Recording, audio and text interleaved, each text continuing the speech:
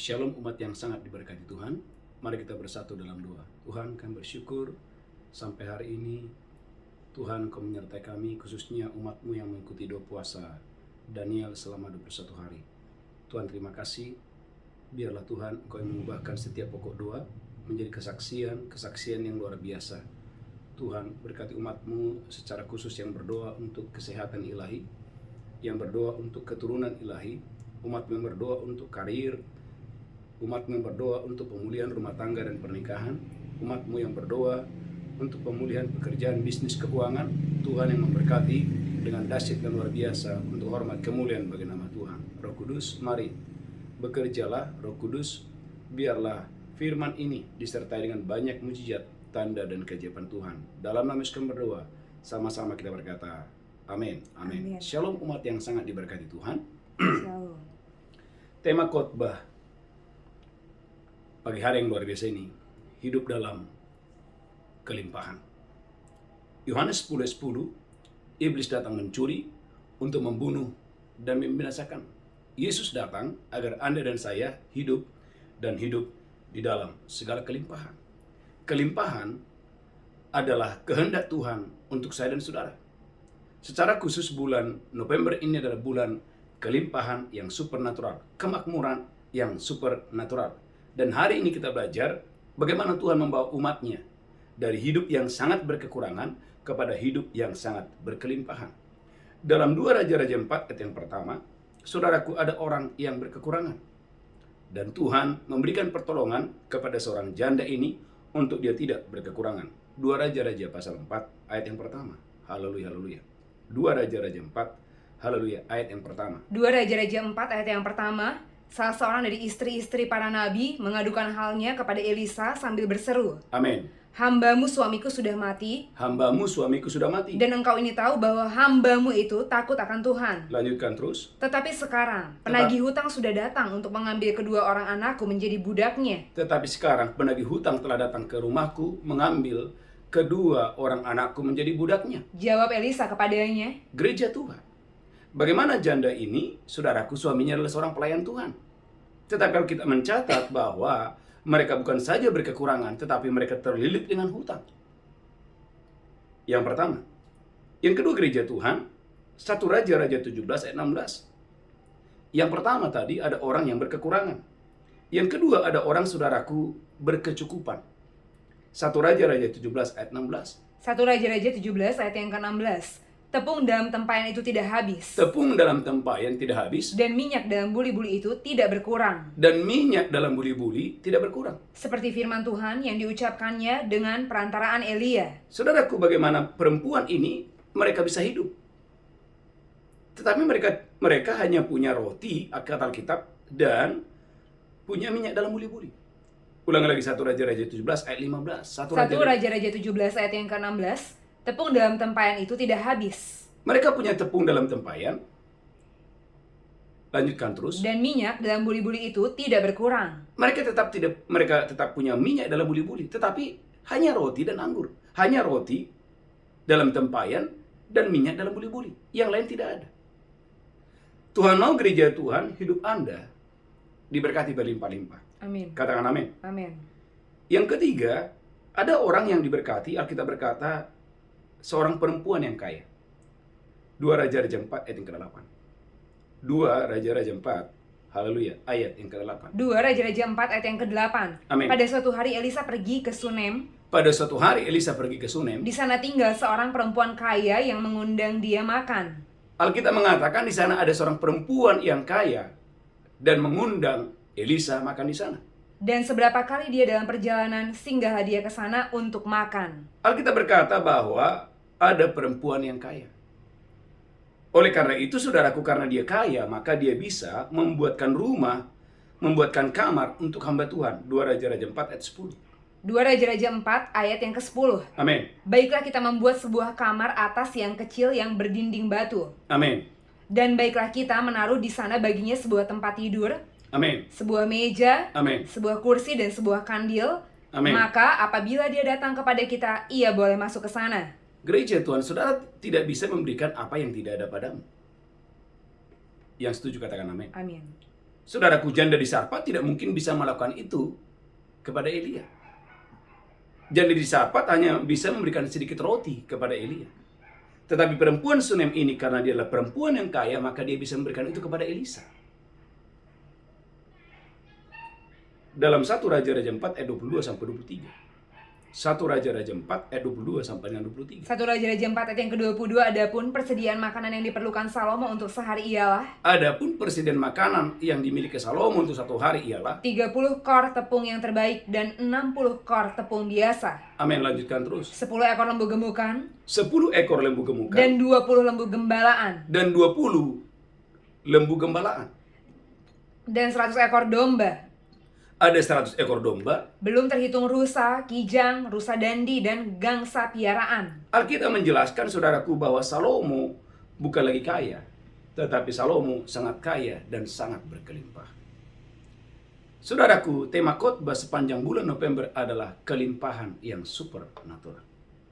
Saudaraku umat yang sangat diberkati Tuhan, tadi kita belajar ada seorang janda dalam 2 Raja-Raja 4, dia sangat berkekurangan.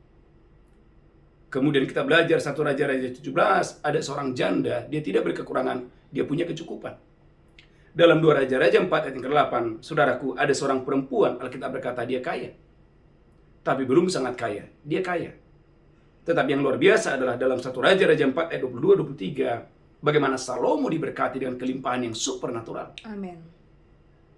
Bahkan pada zaman Salomo, Alkitab berkata, perak tidak ada nilainya. Mengapa perak tidak ada nilainya pada zaman Salomo? Karena Salomo sangat diberkati, sangat berlimpah-limpah. Haleluya.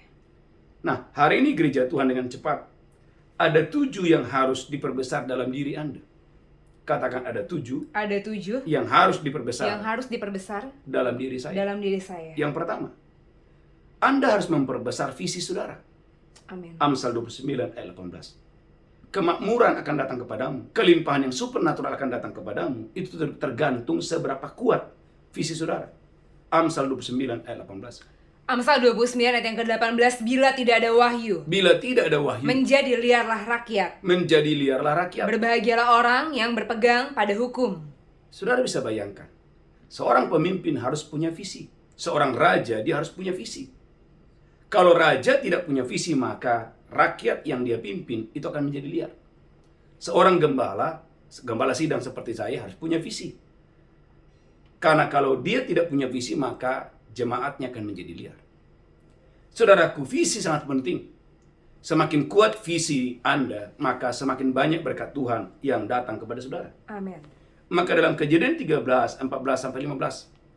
Kejadian 13, 14, 15. Kejadian 13 ayat yang ke-14. Amin. Setelah Lot berpisah daripada Abram, Amin. berfirmanlah Tuhan kepada Abram, Berfirmanlah Tuhan kepada Abram, pandanglah sekelilingmu, pandanglah sekelilingmu, dan lihatlah dari tempat engkau berdiri itu ke timur dan barat, dan lihatlah ke tempat engkau berdiri itu ke timur dan barat, utara dan selatan. dan utara dan selatan. Sebab seluruh negeri yang kau lihat itu akan kuberikan kepadamu, Seluruh negeri yang kau lihat itu akan kuberikan kepadamu, dan kepada keturunanmu untuk selama-lamanya. dan kepada keturunanmu untuk selama-lamanya. Dan aku akan menjadikan keturunanmu seperti debu tanah banyaknya. Bapak Ibu gereja Tuhan, bagaimana Abraham disuruh memandang, disuruh melihat.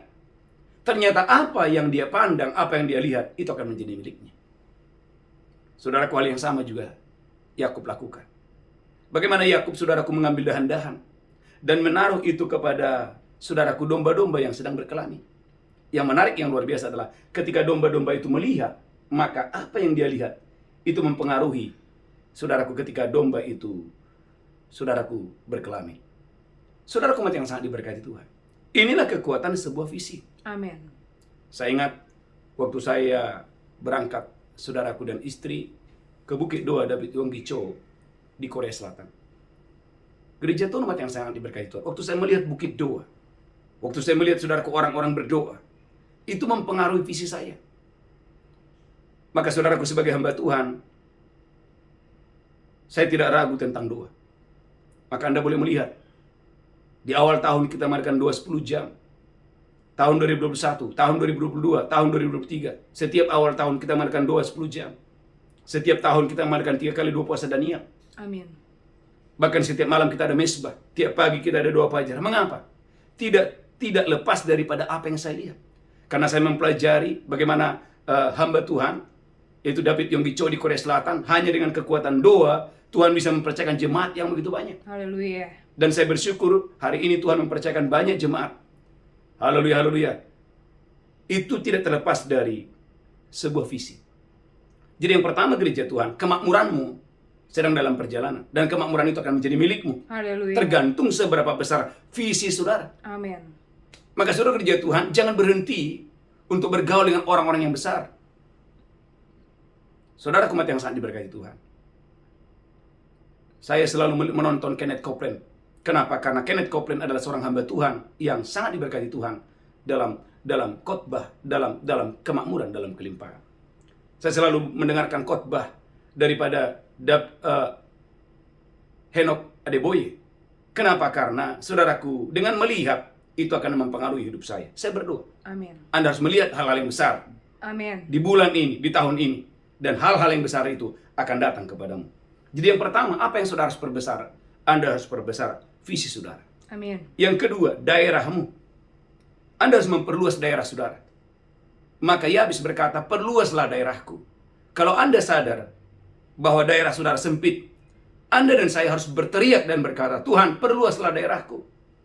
Maka Yesaya 54 ayat 2 dan 3, lapangkanlah tempat kemahmu, bentangkanlah tenda kediamanmu. Jangan kau menghemat, sebab Tuhan mau kau dan saya memperluas daerahmu. Haleluya. Yesaya 54 ayat 2 dan 3. Yesaya 54 ayat yang kedua, lapangkanlah tempat kemahmu Lapangkanlah tempat kemahmu dan bentangkanlah tenda tempat kediamanmu. dan bentangkanlah tenda kediamanmu. Janganlah menghematnya. Janganlah menghemat. Panjangkanlah tali-tali kemahmu Panjangkan tali kemahmu dan pancangkanlah kokoh-kokoh dan patok-patokmu. pancangkan kokoh patok-patokmu. Sebab engkau akan mengembang ke kanan dan ke kiri. Sebab engkau akan mengembang ke kanan dan ke kiri. Keturunanmu akan memperoleh tempat bangsa-bangsa. Jadi rahasia untuk Anda dan saya mengembang ke kanan dan ke kiri adalah engkau dan saya harus memperluas daerahmu. Amin. Saya ingat awal-awal saya memulai gereja di Jakarta, saudaraku, dimulai dari tempat yang sangat kecil. Kemudian pindah lagi. Tempat juga masih sangat kecil.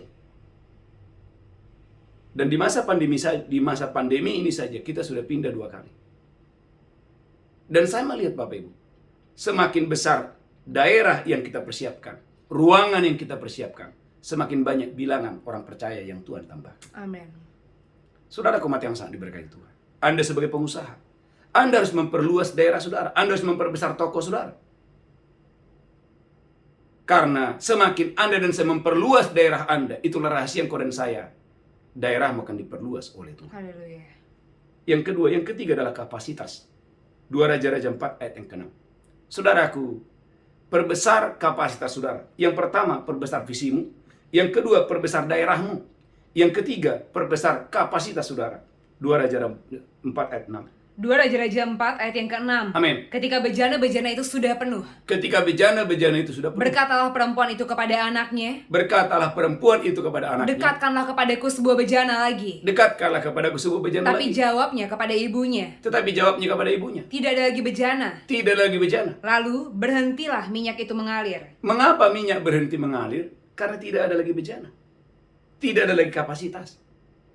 Semakin banyak bejana yang Anda persiapkan, semakin banyak minyak yang akan mengalir.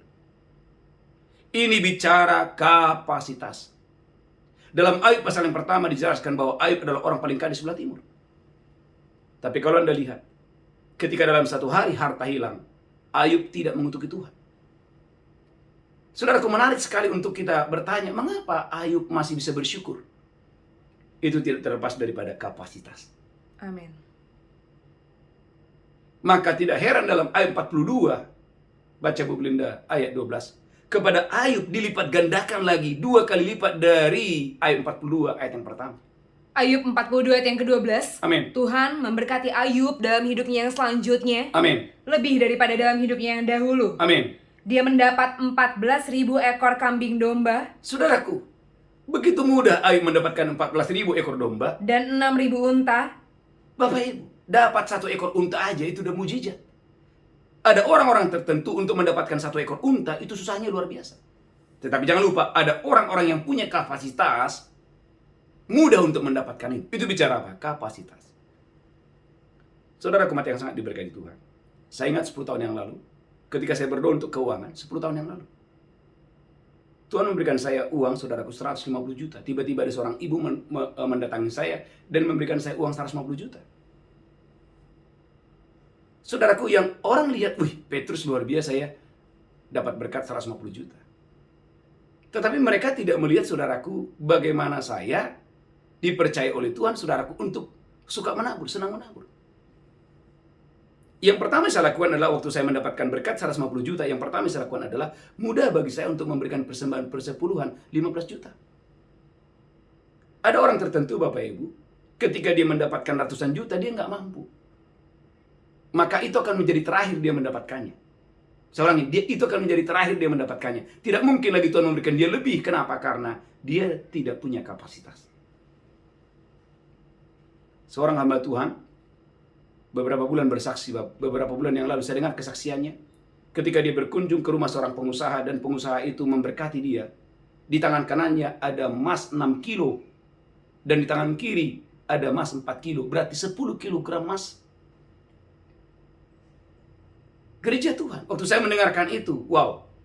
Yang saya lihat adalah kapasitas. Berarti hamba Tuhan ini dia punya kapasitas untuk itu. Saudara umat yang diberkati Tuhan, ada banyak orang, saudaraku, ingin diberkati secara berlimpah-limpah, tetapi dia tidak punya kapasitas. Perbesar kapasitas saudara, maka semakin berkat, semakin mudah berkat itu akan datang kepada Anda secara luar biasa. Poin yang ketiga adalah kapasitas. Yang keempat, gereja Tuhan adalah perbesar semangat Anda, perbesar sukacita Anda. Alkitab berkata, orang yang bersemangat dapat menanggung penderitaannya. Maka Filipi pasal 4, haleluya, ayat 13. Paulus berkata, segala perkara dapat kutanggung di dalam Yesus yang memberikan saya kekuatan. Maka saudara gereja Tuhan, kepada Paulus dipercayakan banyak jiwa-jiwa, banyak pelayanan. Kenapa? Karena dia, saudaraku, adalah orang yang bersemangat dalam pelayanan. Filipi pasal 4, ayat 13. Haleluya, haleluya. Filipi pasal 4 ayat 13. Filipi pasal 4 ayat yang ke-13. Amin. Segala perkara dapat kutanggung di dalam Dia yang memberi kekuatan kepadaku. Segala perkara dapat kutanggung. Gereja Tuhan ada orang-orang tidak bisa diberkati lebih. Kenapa? Karena dia tidak punya semangat. Contoh Bapak Ibu, menghadapi masalah di kantor, tiba-tiba mengundurkan diri. Tiba-tiba resign.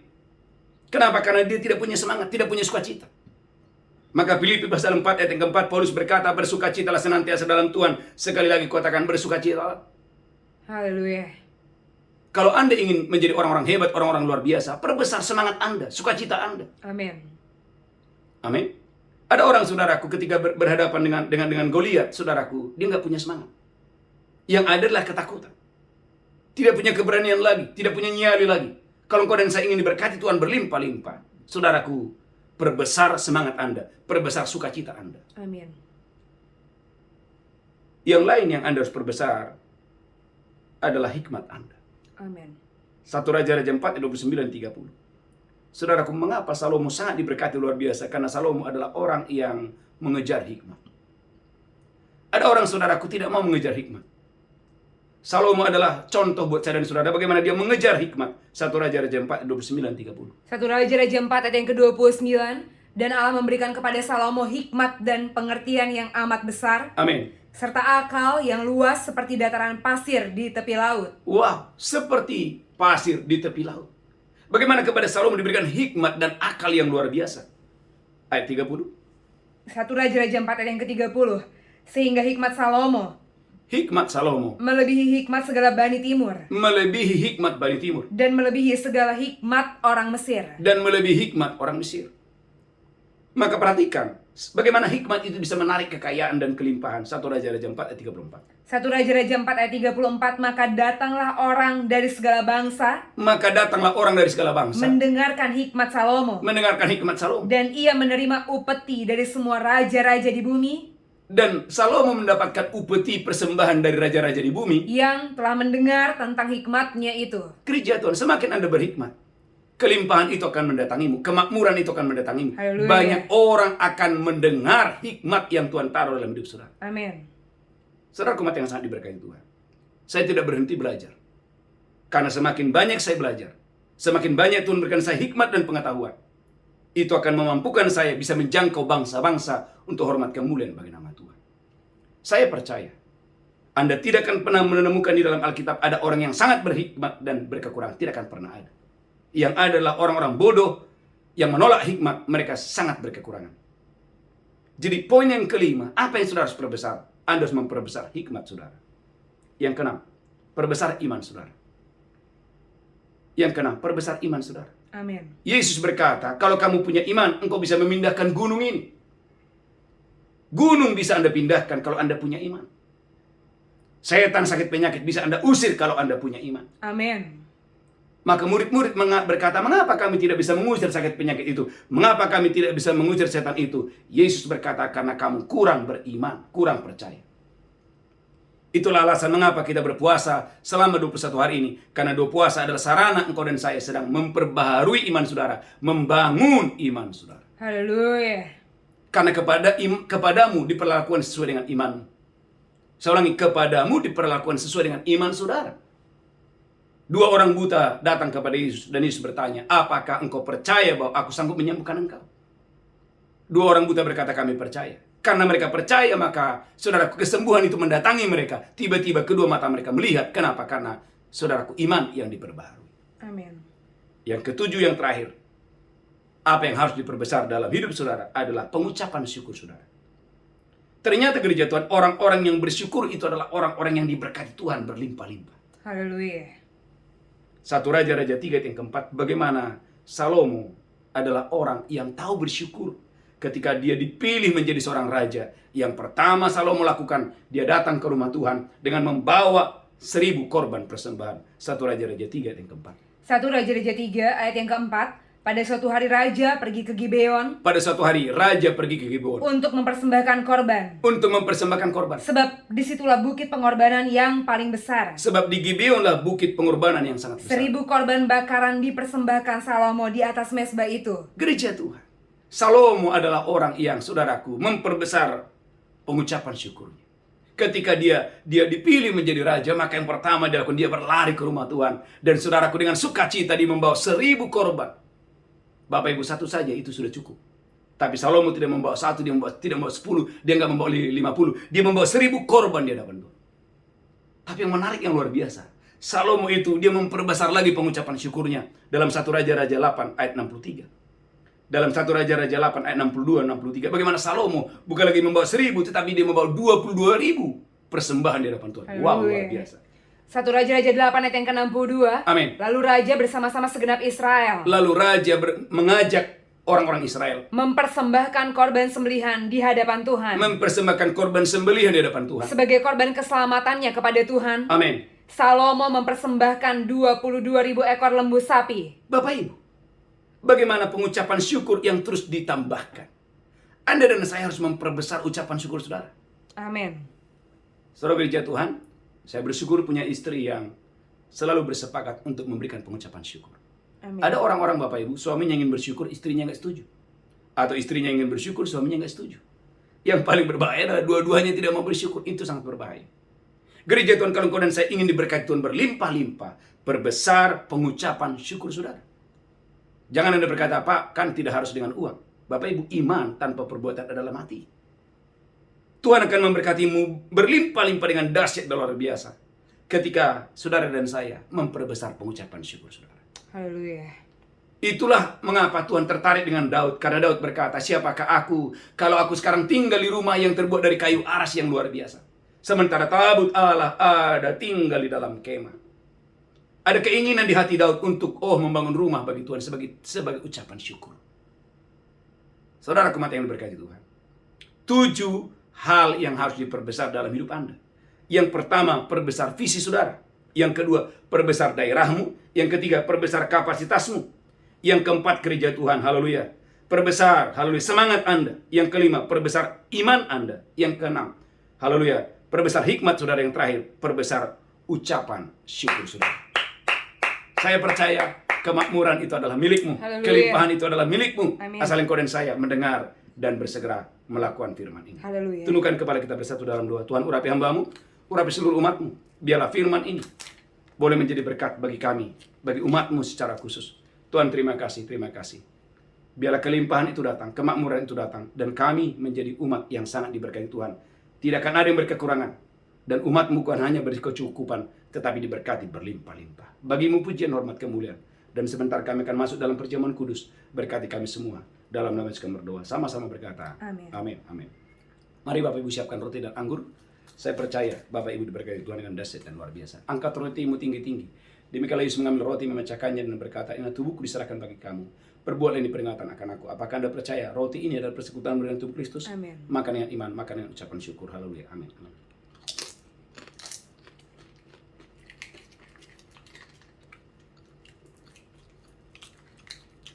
Mari angkat cawan tinggi-tinggi. Demikian Yesus mengambil cawan dan berkata, "Inilah darahku diperbuat bagi kamu.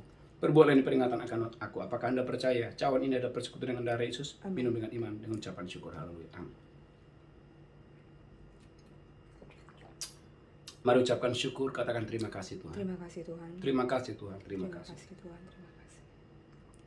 Terima kasih Bapak. Terima kasih Bapak. Terima kasih Tuhan. Terima kasih. Bapak di surga, terima kasih. Kami umat-Mu sebentar lagi akan membawa persembahan kami, ucapan syukur kami. Biarlah kami boleh memperbesar ucapan syukur kami. Amin. Bertambah hari, bertambah bulan, bertambah tahun. Kami boleh memperbesar ucapan syukur kami di hadapan Tuhan. Haleluya. Dalam nama Yesus kami berdoa.